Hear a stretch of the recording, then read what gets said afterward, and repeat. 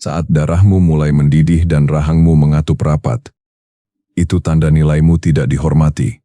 Dengarkan pesannya, tapi jangan biarkan si pembawa pesan mengambil alih kemudi hidupmu.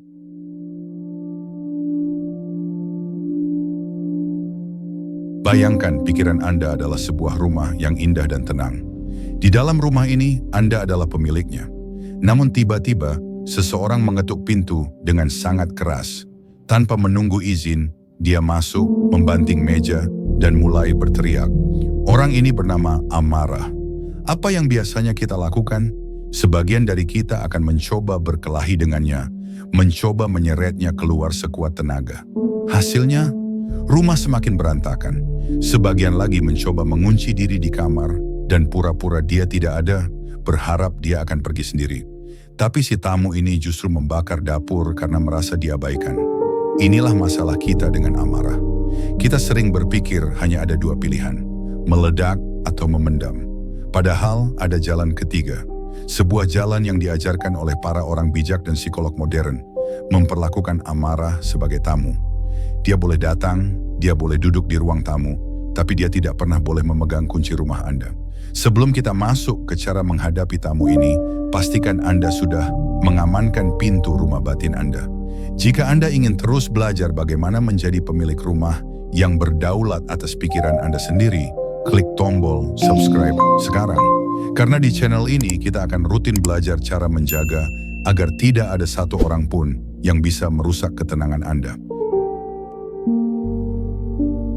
Banyak dari kita tumbuh besar dengan pesan bahwa anak baik tidak boleh marah. Kita diajarkan bahwa marah adalah dosa, tanda kelemahan, atau perilaku primitif.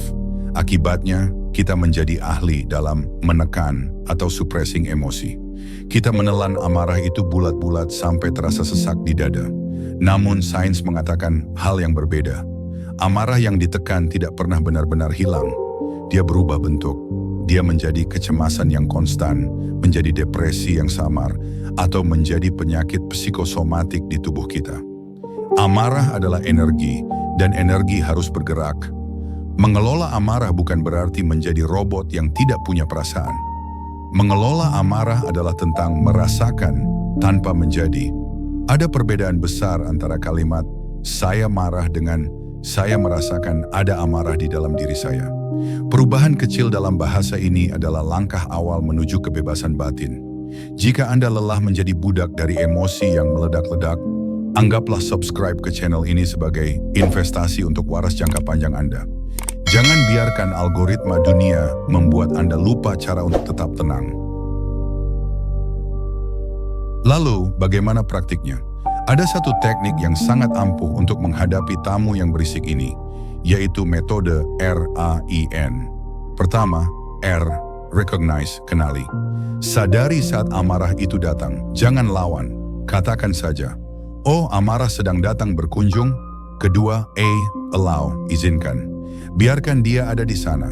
Jangan langsung mengusirnya atau menghakimi diri sendiri karena merasa marah. Izinkan napas Anda menjadi jembatan. Ketiga, I, investigate, selidiki.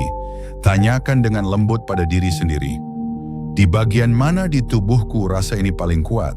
Apakah di rahang yang mengeras, di perut yang melilit, dan yang terpenting, apa yang sebenarnya ingin dilindungi oleh amarah ini? Keempat, N, non-identification, jangan mengidentifikasi. Ingatlah bahwa Anda adalah langit, dan amarah hanyalah awan badai yang lewat. Langit tidak berubah menjadi badai. Langit hanya memberikan ruang bagi badai untuk lewat. Amarah adalah pesan yang memberitahu bahwa batas teritorimu dilanggar, atau nilai-nilaimu tidak dihormati. Dengarkan pesannya, tapi jangan biarkan si pembawa pesan mengambil alih kemudi hidupmu. Kita sering marah karena kita merasa ingin memberi pelajaran pada orang lain. Namun perhatikan analogi ini. Marah pada orang lain karena mereka menyakiti Anda adalah seperti meminum racun dan berharap orang lain yang mati.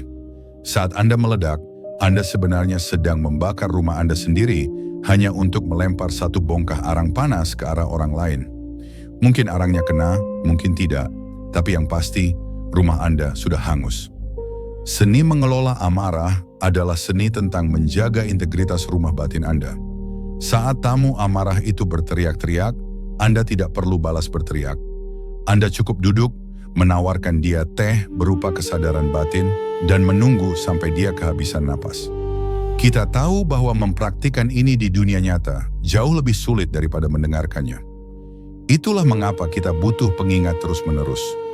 Dengan menekan tombol subscribe dan loncengnya, Anda mengizinkan narasi-narasi ketenangan ini hadir di beranda Anda setiap kali dunia mencoba membuat Anda gila. Jadikan ini benteng batin Anda. Pada akhirnya, hidup yang tenang bukan hidup tanpa emosi. Hidup yang tenang adalah hidup di mana Anda tahu cara menjalin hubungan yang sehat dengan semua emosi Anda. Jangan benci amarahmu. Dia adalah bagian dari kemanusiaanmu. Dia adalah sistem alarm batinmu. Namun jangan juga sujud padanya. Dia bukan Tuhan, dia bukan komandan, dia hanyalah tamu. Mulai hari ini, saat darahmu mulai mendidih dan rahangmu mengatup rapat, cobalah tersenyum kecil di dalam hati.